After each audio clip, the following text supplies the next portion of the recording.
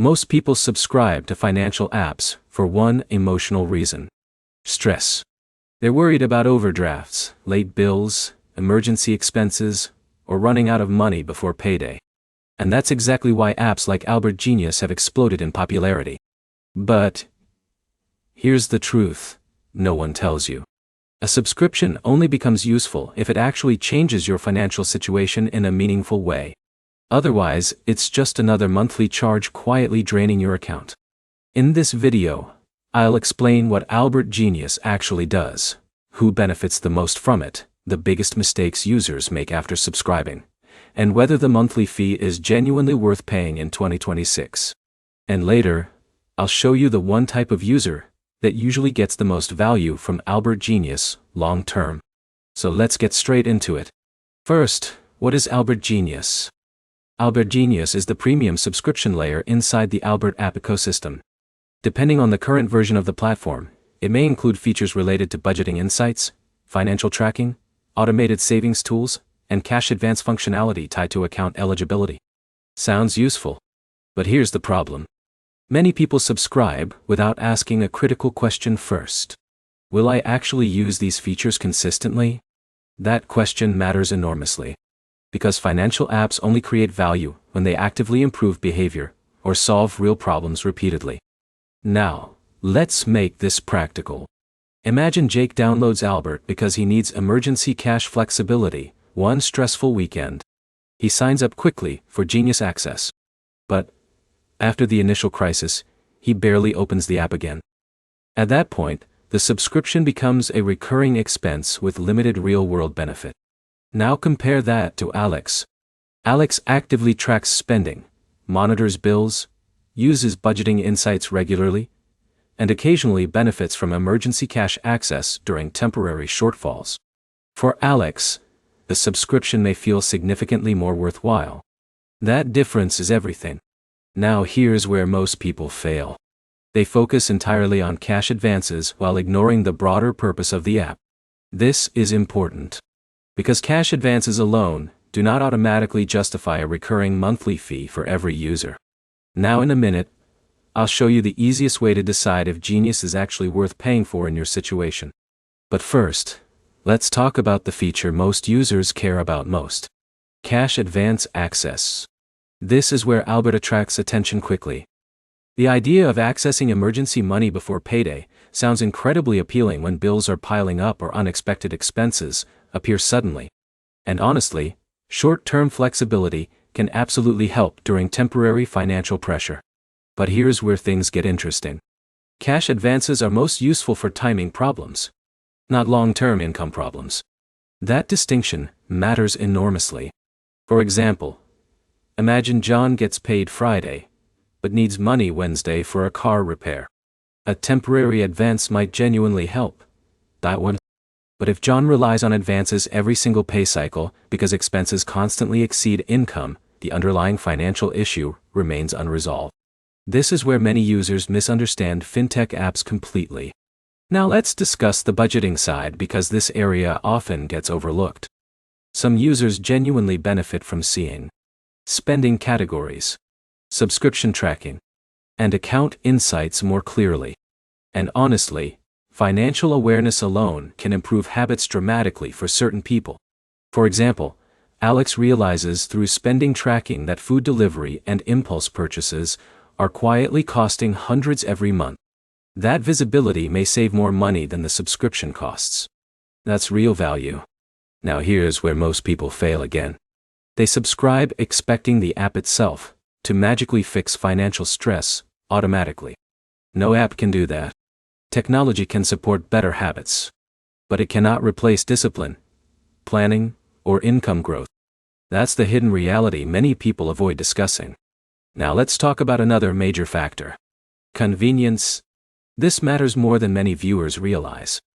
Some people genuinely prefer having budgeting, tracking, saving tools, and emergency flexibility inside one simple platform. That reduced friction can make financial management easier. And honestly, simplicity has value. Because the best financial system is often the one you'll actually continue using consistently. Now here's where things get interesting again. The users who usually benefit most from Albert Genius are not always the users taking the largest cash advances. They're often the users actively improving financial organization overall. That distinction matters enormously. Now, let's discuss the hidden danger.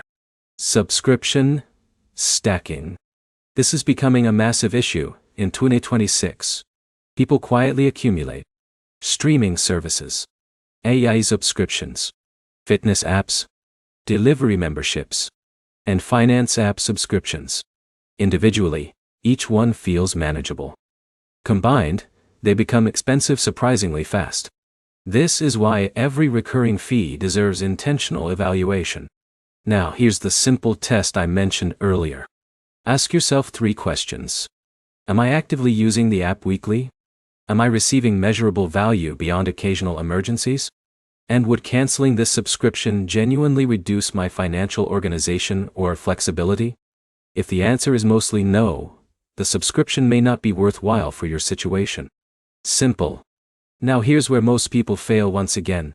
They confuse access with usefulness. Just because an app offers features does not automatically mean those features improve your life specifically. That principle applies to almost every subscription business today. Now let's discuss another important point. Automation. For some users, automatic saving tools genuinely help improve financial habits. Small automated savings transfers may gradually build emergency funds without requiring constant manual decisions. And honestly, automation helps many people who struggle with traditional budgeting systems. Now here's where things get interesting. The emotional benefit matters too. Some users feel less financial anxiety, simply knowing they have access to budgeting tools and emergency flexibility inside one app. That psychological comfort has value for certain people. But again, value depends on consistent use. Now let's answer another common question honestly. Is Albert Genius objectively expensive? That depends entirely on the benefit received. If the platform helps someone avoid overdraft fees, improve spending awareness, stay financially organized, and reduce money-related stress consistently, the fee may feel reasonable. But if the app mostly sits unused after signing up, the economics weaken quickly. Now here's another mistake users make. Never reviewing subscriptions after joining. That's dangerous. A smart habit is reviewing all recurring expenses every few months and asking, am I still actively benefiting from this? That one habit alone can save serious money annually. Now let's discuss who should probably avoid Albert Genius. If someone already uses strong budgeting systems, rarely needs emergency flexibility, and dislikes recurring subscriptions, the value proposition may feel weak. That's completely okay. Not every financial app fits every person. Now before we finish, let's summarize clearly. Is Albert Genius actually useful? For some users, absolutely yes. Especially users actively using budgeting tools, financial tracking, automation systems, and occasional emergency flexibility consistently. But for users subscribing emotionally during temporary stress and barely using the app afterward, the monthly fee may not make financial sense long term. That's the honest answer. Now here's the most important takeaway. The real value of Albert Genius is not the feature list itself. It's whether the platform consistently improves your financial behavior and organization over time. That's the hidden rule most people miss completely. So here's the bottom line. Albert Genius can absolutely feel useful in 2026 for users who actively engage with the platform and integrate its tools into daily financial habits. But paying monthly for features you rarely use is one of the fastest ways subscriptions quietly drain your money without delivering meaningful value. That's why intentional usage matters so much. If you found this helpful, make sure to like the video, subscribe to the channel, and comment below with the financial app subscription you actually use the most right now.